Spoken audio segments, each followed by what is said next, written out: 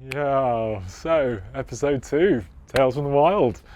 Getting a bit wilder now. We're in Kathmandu and out of lockdown. Yeah, I met this dude, Ram, for my first night of freedom. I went for a pizza by the big stupa behind me. And yeah, this dude was really chatty. He was sat at the table, we chatted a bit. And I was kind of in this whole vlogging mindset, thinking I was going to find all these unique stories from Kathmandu. And he was super friendly. We chatted a bit about Freaky Street, like where all the hippies used to smoke up in the 80s. And he was really friendly, but I couldn't really tell like what the story was going to be. I didn't really think there would be one. And then the next morning I met Rebu, who's going to be episode 3, this absolute amazing woman, hugely inspirational woman. And I was kind of like really high off that, of meeting her. I thought I'd go and see Ram, I'll go and see Ramsterdam. So I turned up, ordered a beer, he's chatting to some other dude. And I just kind of sat there by myself looking at my phone for a bit, thinking once I'd finished I was going to head off. But then, yeah, this other guy left, started chatting to Ram, started chilling out, had a few beers, and he started telling me his story, his life story, and it is super, super fascinating. He's a really, really interesting dude, and he's been through a lot. So I was sat there, thoroughly enjoying the story and really wishing I brought a camera. Weird feeling, but there we go. And luckily, the next day he let me go back and we did the same thing again, but this time I was rolling. So we ended up spending probably 2 or 3 days together, and yeah, he's a cool guy. So I'll let him continue. Sound.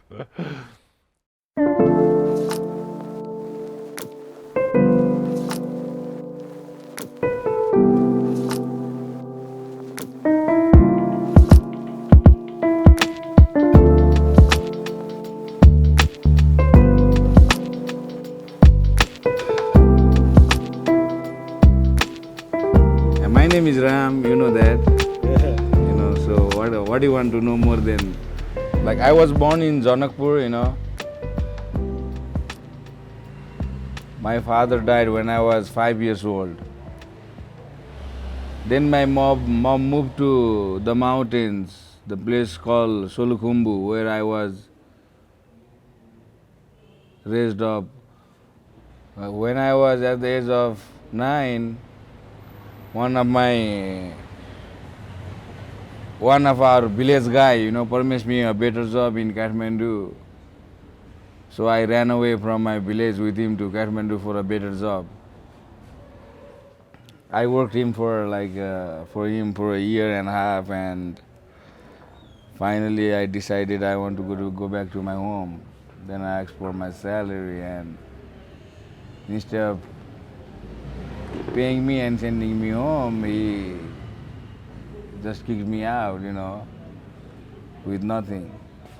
He was from my village, so I trusted him, and I waited for so many months to get paid. Like my plan was like I'll take my salary at the end, and then I stay to my village, to see my mom and my brother. That was my plan. That like I could. That was my dream why I came with him. Like the thoughts I had was that now my mom and my brother will be okay that I ran away without telling them. And the most important thing was that I really want to tell the story of the city to them.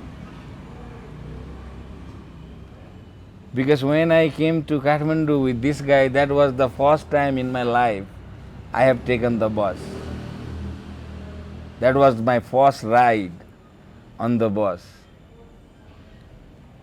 From that time until the day when I asked for my money to go to my village back, I had these thoughts, the experience that I wanted to tell my mom and brother. Like I rode a bus.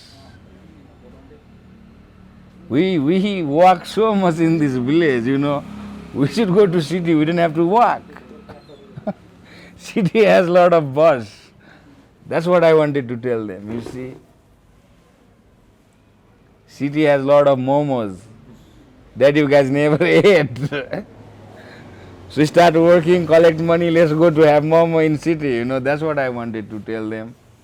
But it didn't happen, Randy. Seriously, yeah. It didn't happen. So once you are kicked out without nothing, you can't go back to your home. And you don't know anybody. 1 or 2 days I was wandering around, spending a night in the corner of the building next to the street. You know, so when you really spend a time next to the street for like few nights, you know, then you'll be knowing the people who are also spending the night over there. Not the people who are spending their night inside the house, beautiful bed, you know.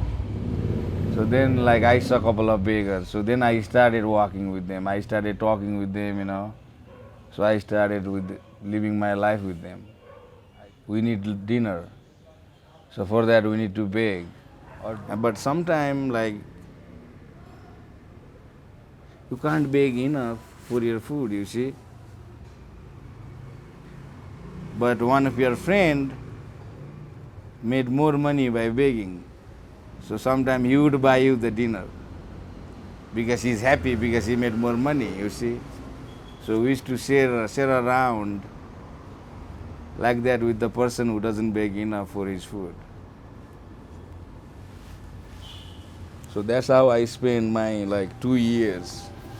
Me along with my friends, like we were picked up by one orphanage, you know. But basically me, like the orphanage that picked us up, they used to run a winter clinic where like all the people, sick people gets, treated, and people like us who are on the street gets breakfast and lunch every day for like the whole winter, you know, like 3 months in a row. So when it started, like for us, the winter was the best thing because even if you don't beg, there is a place where you get food, you see. And I started going for the food. Then the volunteers, you know, who were helping us to get the food realized I should get a checkup because I had chicken pox all over my body, you know. And when you have a food, you get a special coupon. After the food, then you can show the coupon and go and have a treatment, you see. So I took the coupon, they gave me the coupon. After the lunch, I went there. So the lady would ask this Nepali guy about my sickness. So I would tell him and he would translate to her, you know. Then again she talks to him, then he translates to me. So going there for a treatment, like maybe it was on the 3rd day of my treatment, you know. The nurse who worked as a volunteer there wanted to support me by sending me to school. She saw something on my eyes, you know, that I don't know, made her help me out. And she paid for my everything, you know, for like 12 years. And I had one of the best life in that time. Like everything was there, everything, every single thing, Sandy. I told you, if you want basketball, it was there. If you want football, it was there. What else you want in those days? Comics, it was there. Chocolates, like she would really think you like this chocolate, and she would bring it to you, you know. Can you imagine that? If it was your real mom, she would slap you. No money, and you are asking for expensive chocolates, you know. But godmother, like, she really gives you chocolates. What else you want? Clothes, shoes. You want nice school bag. Like every single thing, she gave it to me, you know. Sometimes it feels like she was sent, you know. If God really existed, She was really sent by God for me, It's so strange. All this time I'm telling you my part of the story, you see. During the 7 year, my mom came to Bodha 3 or 4 times looking for me. And at the end she gave, like, she just lost her hope. Thought that, like, my son is lost forever. But 7 years later, when I went to see them, my brother wasn't there. My mom had a little tea store. So she was serving tea to somebody else, and I walked in and I also ordered the tea. Still she couldn't recognize me. Then I waited quietly. Like after 30 minutes later, my brother comes in with the firewood on his forehead. As soon as he sees me, he recognizes me. He throws that thing, and then my mom recognizes me. After 20 minutes, the whole villages are around me. Everyone was happy because everyone thought I'm gone forever. I was lost. I waited 7 years, and that moment was supposed to come within 1.5 years if that guy could pay me. Some people has no heart at all, Sandy, but some people have so big heart.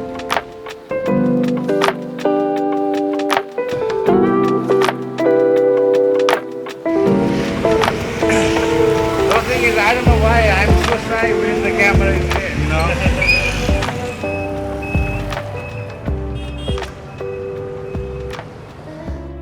I think let's just skip the part of marriage. It happened, it's gone. But what do you call? There is a mark of that, which is my son. Like we were basically, let's say he grew up with me, and he went to decent school. I tried to give him one of the best life I could, and I was raising him in a way that, I was ready for him to supply with anything that I never got a chance to get when I was on the street, you see. When he was 11 years old, I could still remember that moment, Sandy, where I said, I used to be one of these kids, for real. Then my son comes close to me and he hugs me, and he stares watching that kid. Yeah, so, but now he's not with me. He's somewhere else, in other country. Yeah, I can feel that. Like he was pretty proud with me. Yeah, proud of me, yeah. And I was proud of him because he's a nice kid. On top of that, he plays music, which I don't know how to play. At least he knows how to play, you see. So then the movie thing just shut down because of the high-speed internet. Then I have to look for another business. Then I chose this Ramsterdam cafe. 7 years ago I started. So 5 years in a row, Sandy. I was patient, hoping that someday my cafe will run. I am 100% sure on top of that because I myself worked on it, you see. So I knew the effort I put into this cafe was real. I wasn't doing this to be more successful than other cafe owners, I just want to do my thing. And I always thought they should do their thing, I do my thing. I won't bother them, they shouldn't bother me. So finally, on my 6th year, the whole neighborhood knew that this cafe is doing good, Yeah, that's where the live music started, in my cafe. And yeah, like I used to have all sort of people, and mostly it's Westerner, you know. Somehow like everyone was so happy that I had this space. And like these people who walk into my cafe easily makes me feel like which day was Friday, you see. Which day was music day, dancing day, smoking day, you know. I love music, you know. I do not know how to play a single instrument, but constantly I was going through the music. You know, and sometimes the music are so nice, so deep, like I used to think, okay, in future if I have a little space, a little cafe, then I'll be, you know, for fun, I would ask some random musician. And later when I had the cafe and I started the music, now you see my mom was musician. I knew that, I used to listen to her albums.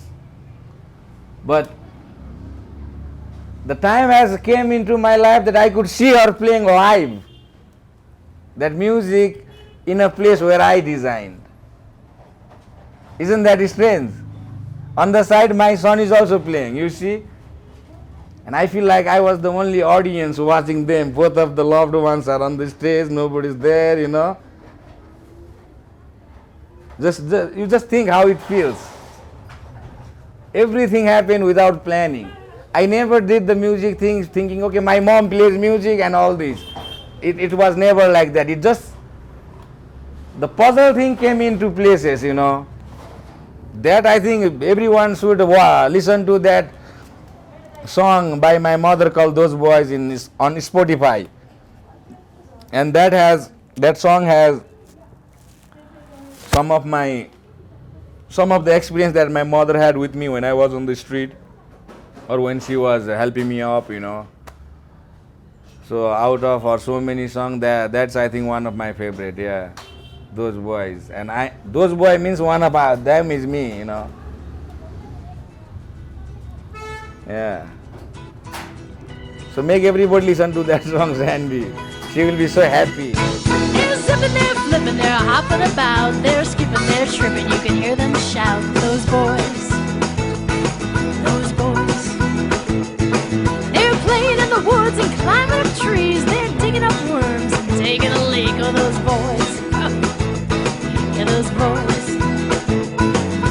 Basketball, baseball, football, hike, soccer, skateboards, riding bikes. Those boys, yeah, those boys.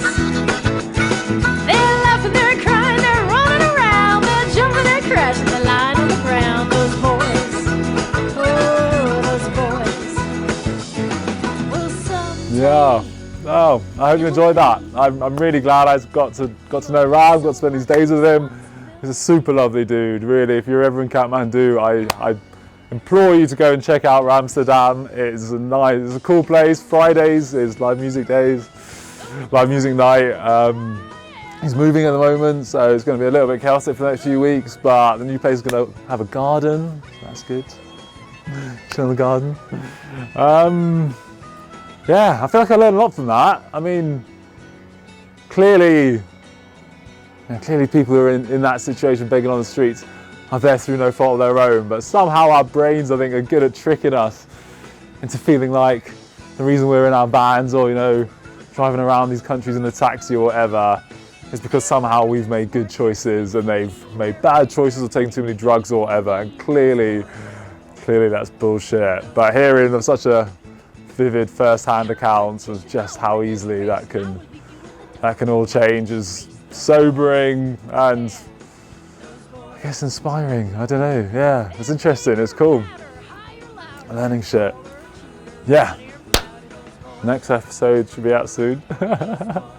Nearly there. I'm finding the stories and the filming the stories is awesome. I'm loving those bits. Editing the stories, and I've got like 2 or 3 hour interviews in 4K.